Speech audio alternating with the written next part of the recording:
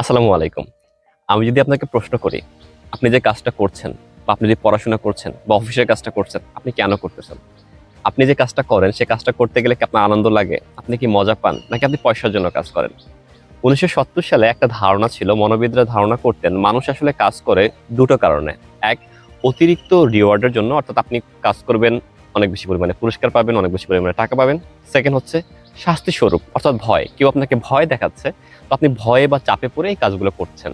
তো ৭০ সালে আল্টিমেটলি দেখা গেল যে শুধুমাত্র মানুষ পুরস্কারের জন্য, অর্থাৎ রিওয়ার্ডের জন্য, অথবা তার শাস্তির ভয়ে সে কাজগুলো করত। কিন্তু বিজ্ঞানীরা দেখলেন এটাতে আসলে আলটিমেটলি মানুষের ইম্প্যাক্টফুল কাজগুলো হয় না। পরবর্তী সময়ে ১৯৭১ সালে বিজ্ঞানী রায়ান অ্যান্ড ডেকি তারা একটা থিওরি আবিষ্কার করলেন, এটা হচ্ছে সেলফ ডিটারমিনেশন থিওরি। পরবর্তী সময়ে অনেক গবেষণার পর ১৯৮৫ সালে এই থিওরিটি এস্টাবলিশড হয়।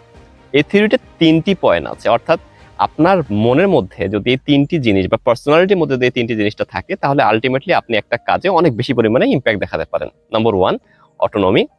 Number 2, competency. Number 3, relatedness. So what is about the autonomy?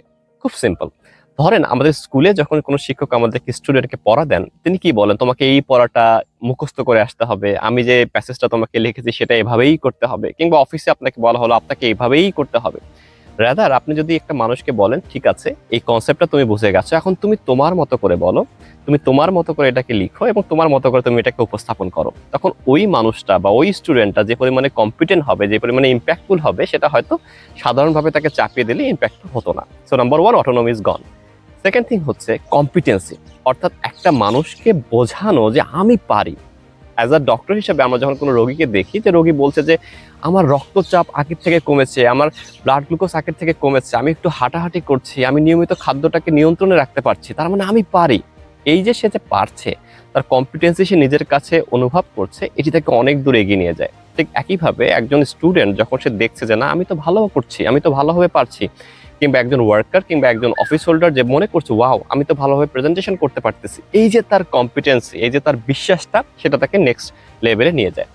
Third thing হচ্ছে রিলেটেডনেস, অর্থাৎ মাথার উপরে একজন কেউ থাকা, যে তাকে সুপারভাইজ করবে, যে তাকে মেন্টরিং করবে, যে ওয়াও তুমি খুব ভালো কাজ করছো, তোমার দ্বারাই হবে, এবং তুমি যদি ঠিক মতো করতে পারো, আলটিমেটলি তোমাকে এই গোলে তুমি অভিষ্ট হতে পারবে। সো এভাবে সেলফ ডিটারমিনেশন থিওরির মাধ্যমে একটা মানুষ যদি নিজের প্রতি বিশ্বাস রাখে এবং এই নিজের প্রতি বিশ্বাস রাখার পাশাপাশি নিজের ভালো লাগার কাজটা স্বাধীনভাবে করতে পারে, এবং এই স্বাধীনভাবে ভালো লাগার কাজটির জন্য তার মাথার উপরে একজন ছায়া থাকে যে তাকে এটাতে সর্বোপরি হেল্প করবে, তাহলেই একটা মানুষ তার লক্ষ্যে পৌঁছাতে পারে এবং তার কাজটা আসলে ইম্প্যাক্টফুল হয়। এই জন্য রায়ান এবং ডেকির এই সেলফ ডিটারমিনেশন থিওরিটা আমরা আমাদের নিজের লাইফে এস্টাবলিশ করার চেষ্টা করি, তাহলে দেখবো হয়তো আমরা আমাদের কাজগুলোকে দিয়ে আমাদের সমাজ, পরিবার কিংবা দেশকেও সেলফ ডিটারমিনেশন থিওরির মাধ্যমে পরিবর্তন করতে পারি। ধন্যবাদ সবাইকে।